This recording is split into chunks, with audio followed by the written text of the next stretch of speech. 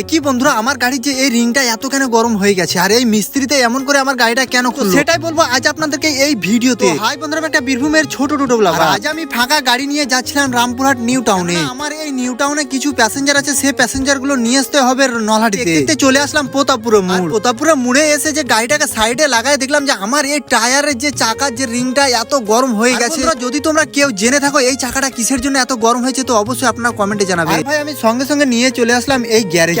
আমি অনেক ভয় খেয়ে নিয়েছিলাম এই গাড়ির এই অবস্থা হওয়ার, কেননা লাইফে ফার্স্ট এরকম হয়েছে আমার গাড়ির সঙ্গে। আর গ্যারেজে এসে মিস্ত্রি যে আমার এই পুরো গাড়ির যে নাট বল্টু এরকম ভাবে খুলে ফেলবে আমি ভাবতেও পারিনি, কেননা শুধু আমার চাকাটা গরম হওয়ার কারণে এই গাড়িটা পুরো খুলতে হলো। মিস্ত্রিরা গাড়িটা খুলে এই যে মালটা দেখতে আছে, এই মালটা ভেঙে যাওয়ার কারণে আমার চাকাটা গরম হচ্ছিল। সেই জন্য মিস্ত্রি এখন আমাকে বললো এই মালটা এখন পাল্টাতে হবে। তার জন্য আমি বসে বসে অনেক অপেক্ষা করছিলাম, এবং মিস্ত্রি সে মালটা পাল্টিয়ে এখন আমার গাড়িটা ফিটিং করে দিল। আপনারা আমার সাথে থাকার জন্য ফলো করে নিও।